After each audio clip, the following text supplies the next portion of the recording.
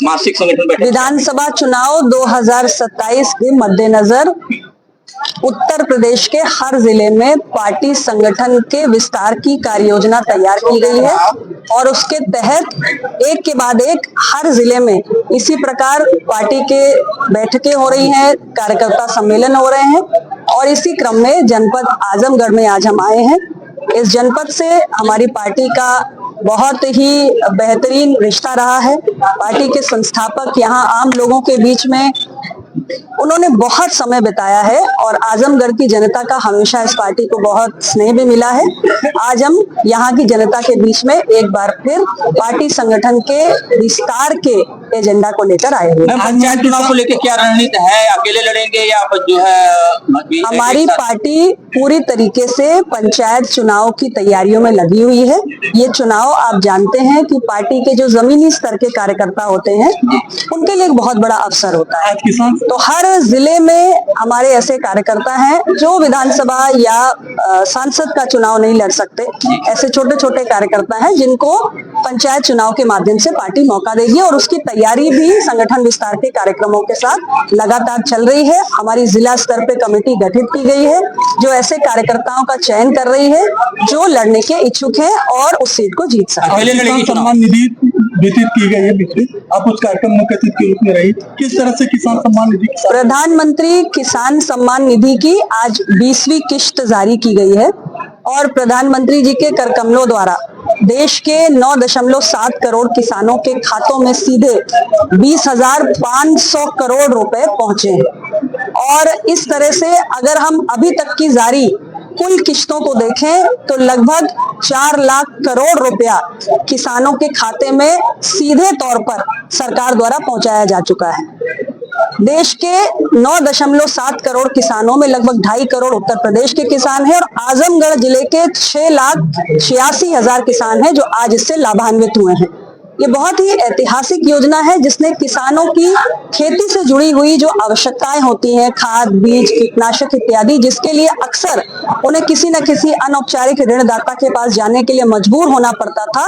आज किसान आत्मनिर्भर हैं, इन सारी जरूरतों को किसान सम्मान निधि से पूरा कर रहे हैं और लगातार भारत की सरकार विकसित भारत एट 2047 के लक्ष्य को पूरा करने के लिए खेती किसानी को मजबूत करने के लिए एक के बाद एक कार्यक्रम और योजनाएं चला रही है जिससे हमारे कृषि का उत्पादन भी बेहतर हुआ है और कृषि की उत्पादकता भी बढ़ी है। मैम, जैसे SIR बिहार में है उसके लिए पूरा विपक्ष विरोध कर रहा है, तो इसे आप नहीं मानती जो आयोग का फैसला है? देखिए, आयोग के अपने तर्क हैं, राजनीतिक दलों के अपने तर्क हैं। मेरी पार्टी स्पष्ट रूप से ये कहती है कि कोई भी जायज मतदाता लोकतंत्र में अपने वोट देने के अधिकार से वंचित नहीं रहना चाहिए और साथ ही यदि कोई फर्जी मतदाता है तो वो मतदाता सूची से बाहर होना चाहिए। फिलहाल ये मामला आप जानते हैं कि सुप्रीम कोर्ट के विचाराधीन है। बहुत जल्द कोर्ट का इसमें फैसला आ जाएगा और मुझे लगता है कि सारे विवाद पर पूर्ण विराम लग जाएगा। सरकार चुनाव आयोग को कल उन्होंने एक कटघरे में खड़ा किया और मैंने पहले ही कहा कि देखिए, एक संवैधानिक संस्था है, निष्पक्ष रूप से कार्य करती है, राजनीतिक दलों के अपने तर्क हैं और चूंकि ये मामला अदालत में है इसलिए हम सबको अदालत के निर्णय का इसमें इंतजार करना है। क्या होगा, इंडिया अलायंस के साथ आप लोग रहेंगे या फिर अलग से? देखिए, फिलहाल हम अपनी पार्टी के संगठन को विस्तार देने में लगे हुए हैं। 2027 का विधानसभा चुनाव बेहद महत्वपूर्ण है। उस समय पार्टी फिलहाल हम NDA का अंग है और हर पार्टी तैयारी करती है अपने दम पे लड़ने की, तो हमारी पार्टी भी अपने संगठन को तैयार कर रही है। इतना ही मैं कहना चाहती हूँ। काफी एलिगेशन भी लगे थे, बीच में दरार भी हुआ था पार्टी और NDA को लेकर। पार्टी में कोई दरार नहीं है, NDA में कोई दरार नहीं है, अपना दल NDA का हिस्सा है। ऑपरेशन सिंदूर को लेकर सदन में, दोनों सदन में सरकार ने स्पष्टीकरण दे दिया, इसके बाद भी विपक्ष संतुष्ट नहीं नजर आ रहा। देखिए, ऐसा है कि हमारे विपक्ष के साथियों को अगर भारत विरोधी ताकतों की भाषा बोलनी है तो इसके लिए हम कुछ नहीं कर सकते। हमारा जो ऑपरेशन सिंदूर चलाया गया उसका स्पष्ट एक लक्ष्य था, आतंक के विरुद्ध हमारी सरकार को, हमारी सेना को कार्रवाई करनी, और जो हमारा लक्ष्य था उसको हमने प्राप्त किया।